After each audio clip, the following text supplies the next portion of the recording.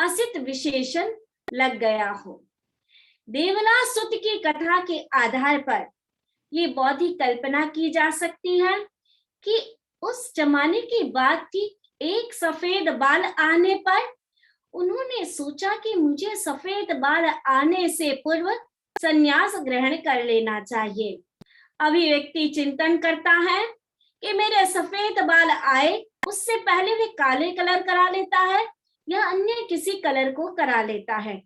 बाल सफेद आने की संभावना ही नहीं रहती है। किंतु असित देविल ने और भी जितनी भी महापुरुष हुए हैं उस जमाने के, सब यही चिंतन करते थे, एक सफेद बाल आ गया, अब हमें संन्यास की ओर ग्रहण कर लेना चाहिए, संन्यास की ओर चले जाना चाहिए। इस कारण उनके नाम के आगे असित विशेषण जुड़ गया। ऋषि मंडल के अनेक अपनी अपनी बात कहते हैं। हर व्यक्ति गृहस्थ जीवन की, उनके जीवन की घटना प्रसंग आता है। गृहस्थ जीवन की बात है। उज्जैनी नगरी थी। देवलासुत नामक राजा राज्य करता था। उसकी पत्नी का नाम था लोचना था। राजा अपनी पत्नी पर बहुत अधिक अनुरक्त था, बहुत ज्यादा उससे आसक्त था। एक दिन की बात है, राजा के बाल बनाते समय रानी ने सफेद बाल को उखाड़कर कहा, धर्मदूत आ गया है। उसे देखकर राजा चिंतन करने लगा कि मेरे पूर्वज सफेद बाल आने से पूर्व प्रवृत्त हो गए थे, दीक्षित हो गए थे, संन्यास ले लिए थे, लेकिन मैं प्रवृत्त नहीं हो सका। इस केवल घटना से प्रतिबुद्ध होकर राजा देवलासुत अपने पुत्र पद्मरथ को राज्य देकर प्रव्रजित हो गए। रानी ने राजा को अपने गर्भ के बारे में अवगति नहीं दी थी और राजा के साथ ही संन्यास ग्रहण कर लिया। गर्भ क्रमशः बढ़ने लगा समय के अनुसार। अब अपयश के भय से तापसों ने सोचा कि क्या किया जाए। अपयश के भय से तापसों ने प्रच्छन्न रूप से रानी की सार संभाल की। रानी लोचना, जिसका नाम था रानी का, पुत्री पैदा करते ही दिवंगत हो गई और पुत्री का नाम रखा अर्धशकांशा। कालांतर में वह यौवन को प्राप्त हुई। एक दिन की बात है, पिता के अटवी से लौटने पर वह उनकी सेवा कर रही थी। पिता उसके यौवन पर आसक्त हो गया। कामासक्त होकर वह उसे पकड़ने के लिए दौड़ा। कुटिया के काष्ठ को ठोकर खाकर वह वहीं गिर गया। गिरने पर वह आत्मलोचना करने लगा कि काम में आसक्त होकर मैंने क्या किया। मैंने इहलोक और परलोक के भय को नहीं जाना, उसके फल को नहीं जाना कि मैं इहलोक को भी खराब कर रहा हूँ और परलोक को भी खराब कर रहा हूँ। चिंतन चल रहा था। चिंतन करते करते राज ऋषि संबुद्ध हो गए। उन्हें अवधि ज्ञान उत्पन्न हो गया। विरक्त होकर उन्होंने अपनी पुत्री को साध्वियों को सौंप दिया और कालांतर में वह सिद्ध हो गए। तो अर्धशकांशा जो इनकी पुत्री थी वह भी सिद्धि गति को प्राप्त हो गई। मनुष्यों के लिए कहा गया है, मनुष्यों को सर्व कामों से विरक्त होना चाहिए। इस विषय पर राज ऋषि देवलासुत ने इस तीसरे अध्ययन की रचना की है। हर व्यक्ति को ये चिंतन करना चाहिए कि मुझे मेरा इहलोक भी सुधारना है और परलोक भी सुधारना है। हर व्यक्ति अगर चिंतन करे तो बहुत सारी समस्याएं व्यक्ति की अपने आप ही समाहित हो जाती है। इस अध्ययन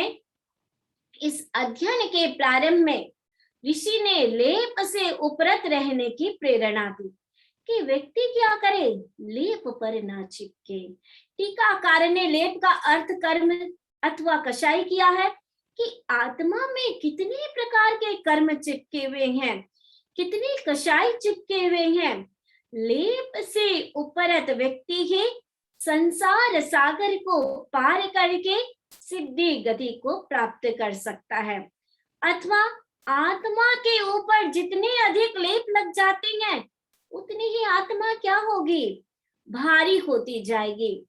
ज्ञाता धर्म कथा जो कि एक आगमों में आगम है, 32 आगमों में एक आगम है, उसमें दृष्टांत दिया गया, तुम्बे का दृष्टांत दिया गया और कहा गया है कि जितने भी ये सारे 18 पाप है आदि जो है वो सारे के सारे लेप माने गए हैं। जैसे ही व्यक्ति लेप से मुक्त हो जाएगा, जैसे ही व्यक्ति आसक्ति से मुक्त हो जाएगा, वह सिद्धि गति को प्राप्त हो जाएगा। तो हम सभी जानते हैं, निश्चय दृष्टि से हम देखें, हमारी आत्मा और सिद्धों की आत्मा में कोई अंतर नहीं है। फिर भी हमारी आत्मा और सिद्ध की आत्मा में अंतर है, क्योंकि सिद्ध आत्मा जन्म मरण नहीं करते, वह सिद्ध बुद्ध मुक्त हो गए हैं। और जो हमारी आत्मा है अभी तक मोक्ष गति को प्राप्त नहीं की गई है, सिद्ध मुक्त मोक्ष नहीं हुई है, तब तक क्या होगा, तब तक जीव बार बार जन्म मरण करता रहेगा, नाना दुखों और विपत्तियों से ग्रस्त होता रहेगा।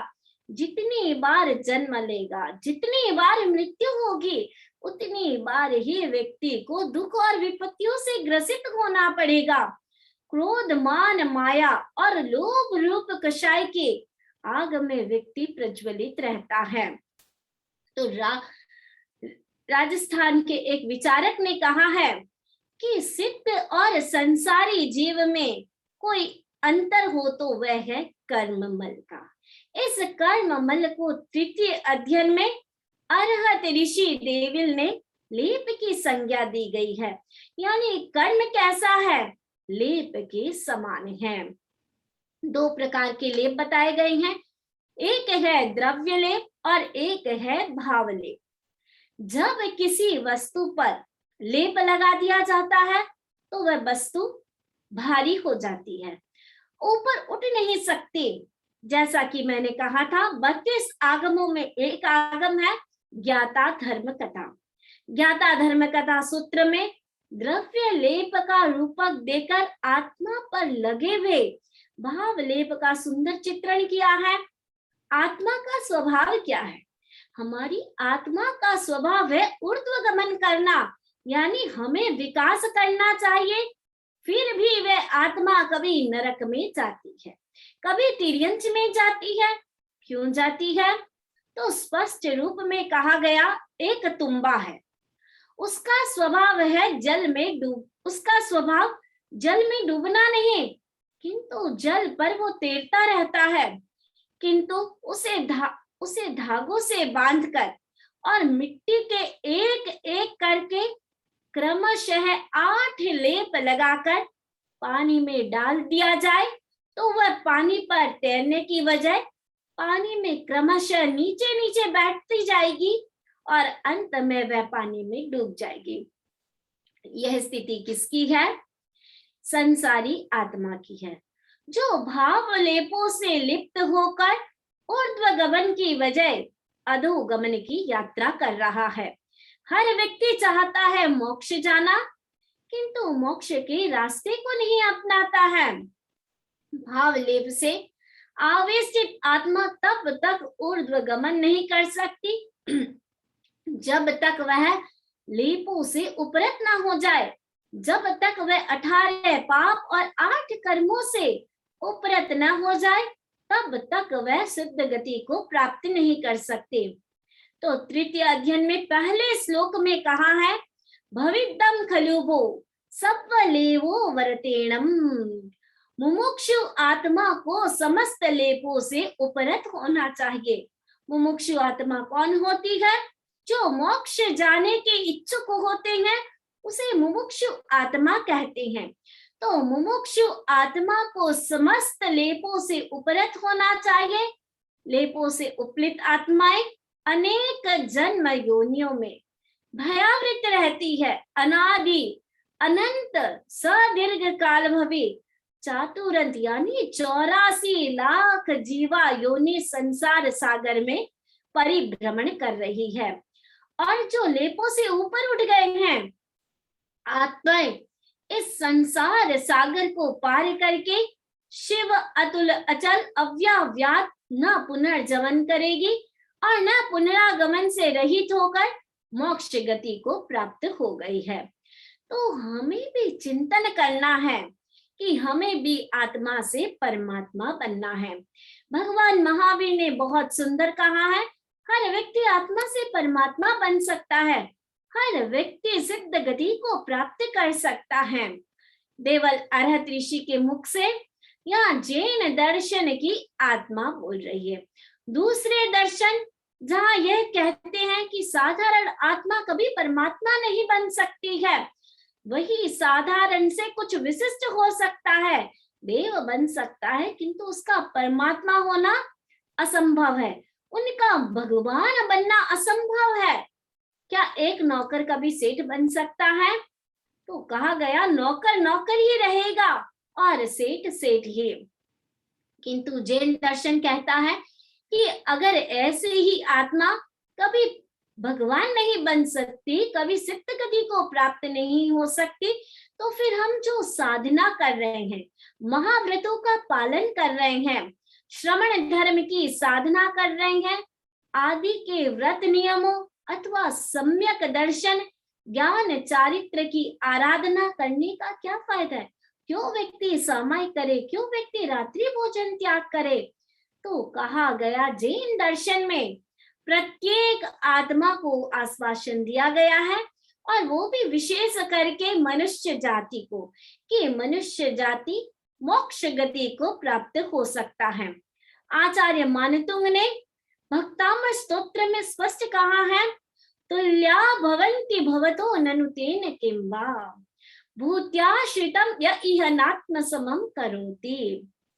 भगवान विविध गुणों से युक्त आपकी स्तुति करने वाले भक्त भी आपके तुल्य समक्ष हो जाते हैं, इसमें कोई आश्चर्य की बात नहीं है।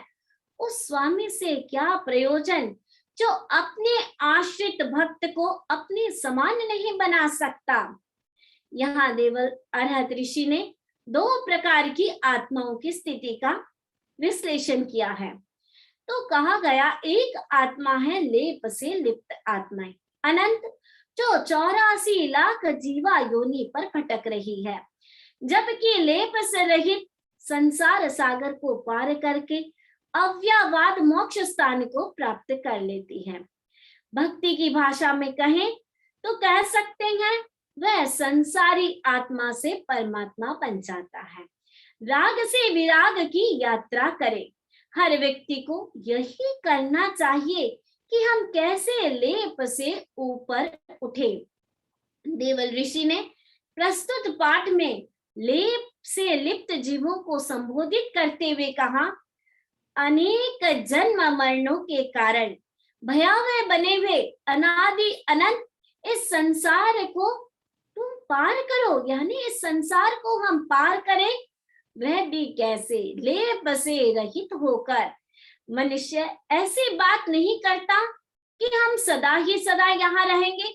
हर मनुष्य के मन में यह होता है कि मुझे मोक्ष गति को प्राप्त करना है, एक दिन मुझे आत्मा से परमात्मा बनना है।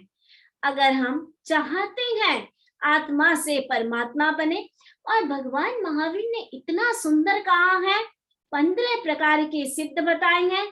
स्वतीर्थ सिद्ध, यानी गृहस्थ भी मोक्ष जा सकता है। गृहलिंग सिद्ध, स्त्रीलिंग सिद्ध, स्वलिंग सिद्ध, अन्य लिंग सिद्ध आदि 15 प्रकार से सिद्ध बुद्ध मुक्त हो सकते हैं।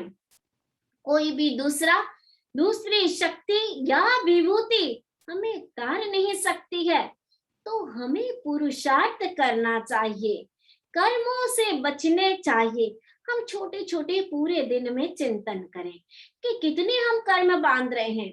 अभी चातुर्मास का समय है, चातुर्मास के समय में विशेषतर ध्यान रखें। चातुर्मास का समय 4 महीने का हम ध्यान रखें, रात्रि भोजन का त्याग करें, सूर्यास्त के बाद नहीं खाएंगे, सुबह उठ के एक सामायिक करेंगे, आदि अनेक अनेक चीजें कर सकते हैं जिससे कि हम अपनी आत्मा को ऊर्ध्व गमन की यात्रा करें। छोटे छोटे त्याग पचकान करें। आहार किया, त्याग कर लिया तुरंत।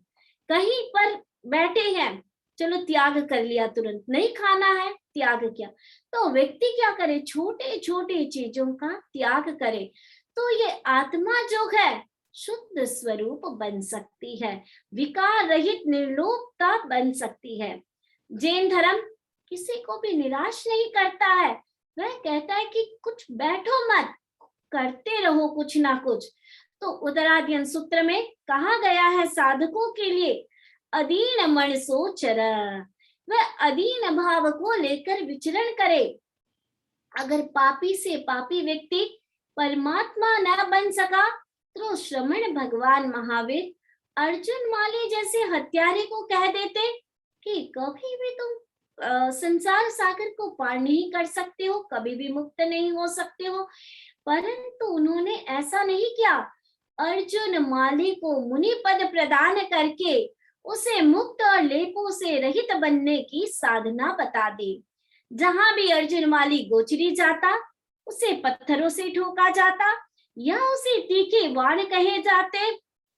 किंतु अर्जुन माली ने क्या किया, सर्वोत्कृष्ट समाशील और अंत में समस्त लेपों से रहित बनकर समता की साधना करते हुए संसार को ये बता गए कि उत्कृष्ट पापात्मा भी कितनी ही पापी आत्मा हो, उत्कृष्ट पापी आत्मा भी सम्यक दर्शन रत्न त्रय को अप्रमत्त होकर साधना करे तो परमात्मा बन सकता है, सिद्ध गति को प्राप्त कर सकता है।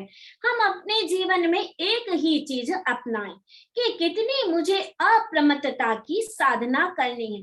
कोई भी कार्य करें अप्रमत्तता के साथ करें। क्रोध भी कर रहे हैं तो जाने कि मैं क्रोध कर रहा हूँ, किसी के साथ गॉसिप भी कर रहे हैं तो ये जाने कि अरे मैं ये पापकारी कार्य कर रहा हूँ। कुछ भी करे अप्रमत्तता के साथ करे।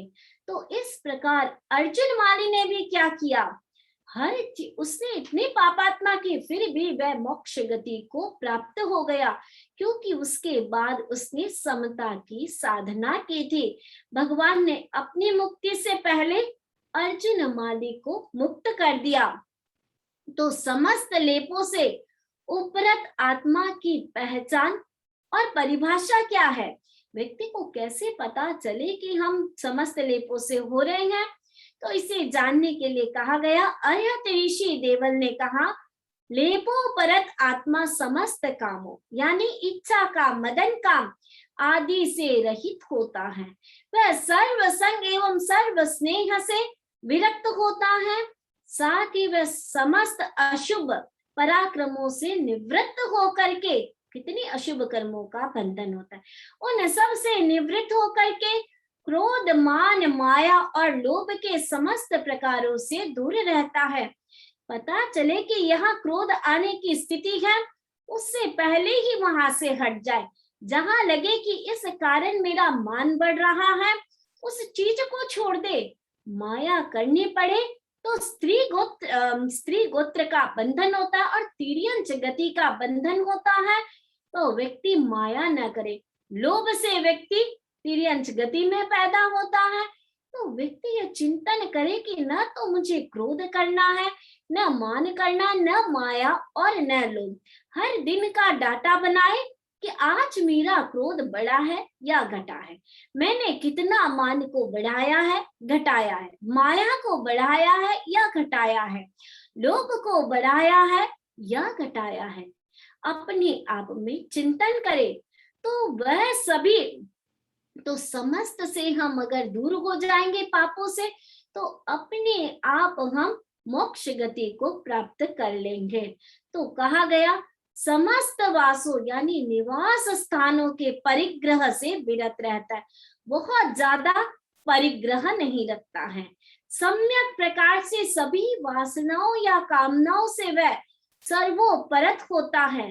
वह सभी स्थानों लेपों के सभी कारणों को शांत कर देता है, वह सभी प्रकार के पापों से दूर हो जाता है, किसी पर आसक्त नहीं होता है, अर्थात वह सजीव निर्जीव जितनी भी चीजें हैं, living thing non living thing, किसी के प्रति भी आसक्त नहीं है, तो वह व्यक्ति निर्लिप्त है, वह व्यक्ति निसंग निर्लोपता की साधना कर रहा है। यह अर्हत देवल ऋषि के शब्दों में निर्लोप व्यक्ति के लक्षण। तो अब हम अपने ऊपर चिंतन करें कि हम कितनी आसक्ति की साधना करें। खाना खा रहे हैं, जीभ के लिए न खाएं, आसक्ति के साथ न खाएं, पेट भरने के लिए खाना है, जीवन यापन करने के लिए मुझे ये करना पड़ रहा है, इसीलिए मैं इसे खा रहा हूं, अतः मैं समस्त लेपों से उपरत होऊंगा। चिंतन करें सोने से पहले कि आज के दिन मुझे समस्त लेपों से उपरत रहना है। तो कौन व्यक्ति निर्लोप हो सकता है? इस संबंध में कहा, जस्य अत्ते परिणाता जाति मरण बंधना सचिन्न जाति मरणा सिद्धिम गच्छन्ति निरया। परिज्ञात आत्मा जो ज्ञान प्रत्याख्यान करती है, जो ज्ञान का अर्जन करती है, वही आत्मा जन्म मरण के बंधनों को तोड़कर कर्म रज से रहित हो सिद्धि को प्राप्त कर लेती है। हम ये करें, हम पढ़ नहीं सकते हैं, ज्ञान की आराधना नहीं कर सकते, हम सुनने का काम करें कि कितना हम अपना समय अपने कानों को, अच्छी कानों को सुनने में लगाए। तो देवल ऋषि ने कहा, वही व्यक्ति जो ज्ञान ध्यान करता है, जो प्रत्याख्यान करता है, जो निर्वृत्य की साधना करता है, वही मोक्ष गति को प्राप्त कर सकता है। वस्तुतः कहा गया, अनुभव युक्त ज्ञान होना ही जीवन का महत्वपूर्ण उपलब्धि है, अथवा अन्यथा अपरिपक्व साधक भी मौत से भागता है। व्यक्ति डरता है कि अरे भाई मुझे कहीं मौत आ जाएगी, वह जन्म से बड़ा प्यार करता है और चिंतन करता है कि मुझे स्वर्ग मिले। स्वर्ग तो कितनी बार जा चुके हैं, और वैश्विक सुखों के धाम में जन्म पाने हेतु वह साधना करता है। हम साधना करें, किसके लिए साधना करें? हम अपनी आत्मा को अच्छी करने के लिए साधना करें, न कि हम सामायिक करें, त्याग प्रत्याख्यान आदि करें कि मुझे स्वर्ग मिलेगा तो मैं ये साधना कर रहा हूं। नहीं, हम साधना अपनी आत्मा के लिए करें, मोक्ष की कारण करें, किंतु निर्लोप निसंग निर्लोप स्थित प्रज्ञ आत्मा को न जन्म के प्रति मोह है, न ही मरण से भय है, क्योंकि एक दिन तो मरण आने वाला है, तो हम डरेंगे तो भी क्या होगा। तो कहा गया, हमें इन सारी चीजों से जो व्यक्ति उपरत होता है, न जन्म से डरता है न मरण से डरता है, वही व्यक्ति इन सारी चीजों की साधना कर सकता है। अब प्रश्न होता है, जैसा कि मैंने पहले बता दिया कि लेप क्या है, तो कहा गया आत्मा पर लगने वाले लेप कोई गोरे मिट्टी या गोबर जैसे द्रव्य लेप नहीं है, किंतु वह है भाव लेप। इसीलिए देवल ऋषि ने कहा, प्राणातिपात हिंसा, हिंसा करना वह लेप है। हम पानी गिरा रहे हैं, बेसिन में पानी जा रहा है, चिंतन करें कि पानी कितना अधिक जा रहा है, कहीं वहां हिंसा तो नहीं हो रही। छोटी छोटी चीजों में हम अहिंसक बने, असत्य वचन लेपक है, कितनी सत्यता है और कितनी असत्यता है, इस पर चिंतन करें। अदत्ता दान और मैथुन सेवन लेप है, परिग्रह भी लेप है, क्रोध भी लेप है, मान माया आदि सारे लेप है। तो कहा गया इसी प्रकार प्राणातिपात से लेकर मिथ्या दर्शन शल्य तक जो पाप कर्म है वह सब की सब लेप है। 18 पाप जिसको हम कहते हैं वह सारे के सारे लेप है। हम इन 18 पापों से ऊपर उठे। आज हम साधना करें सम्यक दर्शन की, ऐसा संकल्प करें, एक सप्ताह में केवल सम्यक दर्शन की साधना करूंगा, एक सप्ताह में क्रोध नहीं करूंगा। तो इस प्रकार व्यक्ति आत्मा की ऊर्ध्वगमन करेगा। भावलेप का अर्थ क्या है? यहाँ दार्शनिक भाषा में कहा है, आत्मा के विभाव, परिणति और उसके द्वारा आकर्षित कर्म द्रव्य लेप है। जो आत्मा का स्वभाव ही नहीं है, जो आत्मा के ऑपोजिट है, उसे द्रव्य लेप कहा है। द्रव्य लेप एक प्रकार से आत्मा पर आवरण है, कषाय आदि विकार है अथवा पाप कर्म है। ये आत्मा तो बहुत क्लीन है, किंतु उस आत्मा के ऊपर इतने लेप लग गए हैं कि इतने भारी कर्मा हो गई है कि कब ये मोक्ष गति को प्राप्त होगा किसी को नहीं पता। किंतु हम ये लक्ष्य बनाए, मुझे मेरी आत्मा के लेप को उतारना है। कई लोग कहते हैं पाप कर्म या विकार के लेप से सर्वथा रहित होना असंभव है। अरे संसार में रह रहे हैं, कैसे हम पापों से दूर हो सकते हैं? किंतु जैन दर्शन में कहा गया ये असंभव नहीं है। जैसे एक घी या तेल का बर्तन है, जिसमें से घी या तेल निकाल लेने पर थोड़ा सा घी या तेल का लेप रहता है, उसी प्रकार कर्मों को क्षय करने पर भी थोड़ा थोड़ा कर्मों का लेप भी रह जाता है। तो परंतु जैसे घी या तेल के बर्तन को तपाकर उसको कपड़े से रगड़कर थोड़ी सी चिकनाई का लेप रह भी जाए, उसे भी दूर कर दिया जाता है, उसी प्रकार हम क्या करें, कर्मों का या कषायों का जो सूक्ष्म लेप रह जाने पर भी बाह्य आभ्यंतर तपस्या करें। बाह्य निर्जरा के 12 तप बताए गए हैं। अगर व्यक्ति उपवास नहीं कर सकता है, कोई बात नहीं, भगवान ने 12 प्रकार की निर्जरा बताई है। भगवान ने ये कहा उपवास नहीं कर सकते हो तो स्वाध्याय करो, स्वाध्याय से व्यक्ति मोक्ष गति को प्राप्त हो जाता है। कोई सोचता है मैं स्वाध्याय नहीं कर सकता हूँ तो वह ध्यान करे, ध्यान भी नहीं कर सकता है तो भगवान ने कहा उनोदरी तप करे, रस परित्याग करे, काल। तो इस प्रकार भगवान ने 12 प्रकार के निर्जरा बताए हैं। बाह्य आभ्यंतर तपस्या करे, धर्म ध्यान, शुक्ल ध्यान, अनुप्रेक्षा, व्रत, नियम, महाव्रत, सम्मिति, गुप्ति आदि की पालना करे तो व्यक्ति अपने आप कर्मों को काटा जा सकता है। जो भी मोक्ष गए हैं ऐसे ही नहीं गए हैं, उन्होंने अपने को तपाया है, खपाया है, परिश्रमों को सहन किया है, तब जाकर के वह कहीं मोक्ष गए हैं। जिस प्रकार प्रकाशमान होते हुए भी सूर्य पर बादल आ जाने से उसका प्रकाश ढक जाता है, उसी प्रकार आत्मा रूपी सूर्य पर पाप कर्म के लेप रूपी बादलों के आ जाने से उसका ज्ञानादि जो प्रकाश है वह आवृत हो जाता है। बादलों को हटते ही सूर्य प्रकाशित होता है। उसी प्रकार पाप कर्म रूपी लेप रूपी बादलों के हटते ही आत्म सूर्य अनंत ज्ञान आदि से प्रकाशित हो जाती है। इस प्रकार हम लेप को हटाने का प्रयास करें। अब प्रश्न होता है लेप कब और कैसे लग जाते हैं, किसको क्या पता? तो कहा गया 18 प्रकार के पाप स्थान, लेप और आत्मा, इन लेपों से मुक्त होने का पुरुषार्थ करें। हम पुरुषार्थ करें कि मुझे इनसे ऊपर उठना है। आत्मा में तो मूल लेप रहित है कि वह निराकार, फिर ये लेप उस पे कब लगे? तो कहा गया, एक घटना दी गई है। एक जगह भांग घोटकर लोटे में रखी हुई थी। कहते हैं कि भांग नशा चढ़ाती है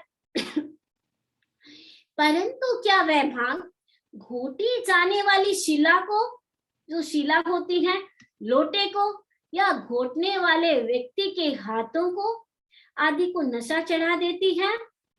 ऐसा तो नहीं होता है। किंतु जब उस भांग को व्यक्ति पी लेता है, गले से नीचे उतार लेता है, तब वह नशा चढ़ाती है।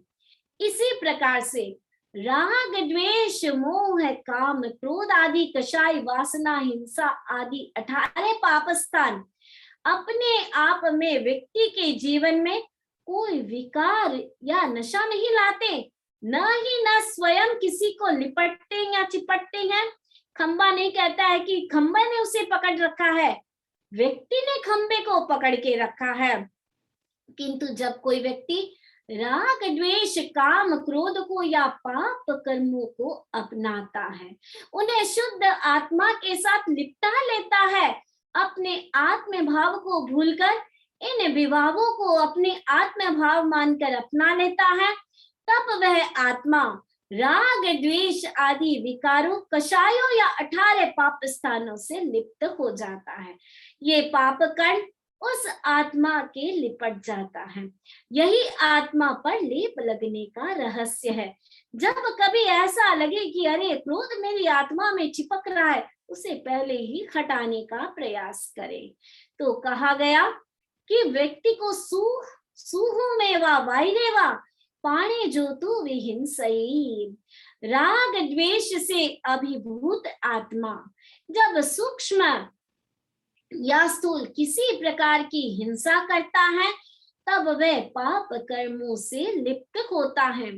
जो साधक थोड़ा या बहुत परिग्रह का ग्रहण करता है, वह गृहस्थों के साथ संसर्ग से आसक्ति दोष के कारण पाप कर्म में लिप्त होता है। जो व्यक्ति अपने या दूसरे के शांत क्रोध को पुनः उभारता है, उसे निमित्त के अनुबंध से आत्मा पाप कर्म लिप्त हो जाती है। एक व्यक्ति बड़ा शांति से बैठा है, किंतु दूसरों को पसंद नहीं है कि ये इतना शांति से कैसे बैठा है, जाकर के कुछ करेंगे, उसके क्रोध को उभार दिया तो भी ये पाप कर्म लगते हैं सामने वाले को। तो इसी प्रकार प्राणातिपात से लेकर मिथ्या दर्शन शल्य तक के पाप स्थानों के निमित्त से आत्मा पाप कर्मों से लिप्त हो जाती है। तो जिन कर्मों के से आत्मा अशुभ बंध करती है, वह पाप प्रवृत्तियां पाप कर्म कहलाती है, और वह 18 प्रकार की है। 3 का यहाँ उल्लेख किया गया है और कहा गया असत्य, अस्तेय, मैथुन, मान, माया, लोभ, रोग, ये सारे के सारे 18 पाप है। इन पाप कर्मों के बीज रूप क्या है? बीज से ही वट वृक्ष बनता है। तो बीज रूप क्या है? बीज रूप में 2 ही पाप स्थान है, एक है राग और दूसरा है द्वेष। जिस जिसके प्रति जितना जितना राग है, उसके प्रति उतना उतना द्वेष भी होता है। आत्मा इन पाप कर्मों से लिप्त होती है। इसकी प्रक्रिया बताते हुए ऋषि देवल कहते हैं, आत्मा में जब भी राग द्वेष के परिणाम आएंगे, तभी द्रव्य कर्म आकर्षित होते हैं, और हिंसा आदि पाप स्थानों के निमित्त भी राग ही द्वेष है। हिंसा, परिग्रह आदि की वृत्ति भी आत्मा को पाप कर्म करने वाले। तो साधक की जब पदार्थों के प्रति आसक्ति होती है, तब वह गृहस्थों के साथ संसर्ग और संग के लिए उसे प्रेरित करते हैं। जैसा कि देवल ऋषि ने कहा, जहां खीरम पदारम तू मुच्छणा जायते दधिम, जैसे श्रेष्ठ दूध भी दही के संसर्ग से दूध के पर्याय को छोड़कर दही बन जाता है, वैसे ही गृहस्थों के संसर्ग दोष से मुनि भी पाप कर्म में लिप्त हो जाते हैं। गृहस्थों के प्रति ममत्व से ही साधक धन संग्रह करता है और एक के बाद एक पाप कर्मों में लिप्त हो जाता है। आज का जमाना है कि कितने लोग कितने फ्रेंड्स को बनाएंगे, कितने दोस्तों के साथ उठना बैठना सब। भगवान ने कहा जितना ये सारा क्या है, ममत्व है, और जितना जितना ये होगा उतना उतना व्यक्ति का पाप कर्मों का बंधन होगा। तो कषायों में प्रकट और उत्कट क्रोध कषाय कौन सा है? सबसे उत्कृष्ट कषाय कहा गया है क्रोध कषाय। कई बार उच्च जो साधक होते हैं वे भी क्रोध कषायों के भड़क जाते हैं। चंड कौशिक सर्प को हम जानते हैं, उसका पूर्व जीवन क्या था? एक आचार्य थे वह, और क्रोध के कारण वह सर्प बन गए। तो कहा गया किसी के प्रति क्रोध ना करें, किसी के प्रति झूठी निंदा ना करें, किसी की बैर भाव को उभारने वाली बात ना करें। ये सारे कार्य जो करते हैं व्यक्ति, इस प्रकार आत्मा क्या करती है, भयंकर पाप कर्मों से लिप्त होती। जिस बात की हमें पूरी जानकारी हो उसी चीज को फॉरवर्ड करें, जिस बात की जानकारी ना हो उस बात को व्हाट्सएप में या किसी चीज में फॉरवर्ड भी ना करे। इससे भी व्यक्ति के पाप कर्मों का बंधन होता है। इसके अतिरिक्त लिप्त और अलिप्त का लक्षण तथा फल बताते हुए उत्तराध्ययन सूत्र में कहा है, उवलेवो होई भोगेसु अभोगी नोवलिप्पई भोगी भमई संसारे अभोगी विप्पमुच्चई।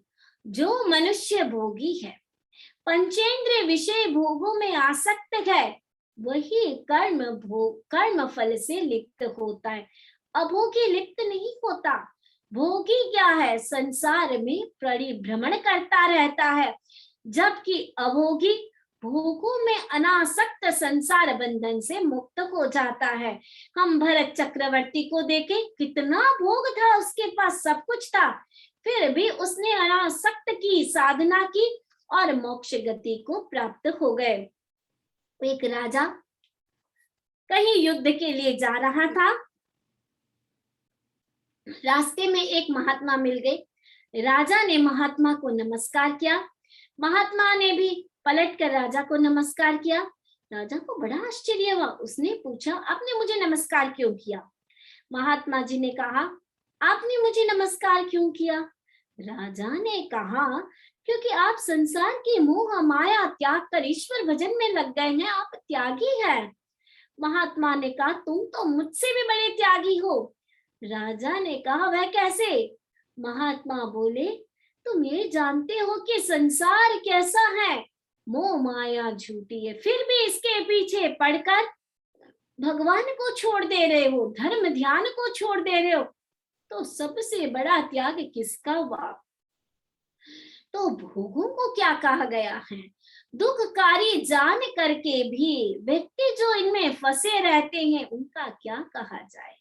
आप सभी को पता है कि यह संसार दुख सागर है, फिर भी उसमें फंसे रहते हैं।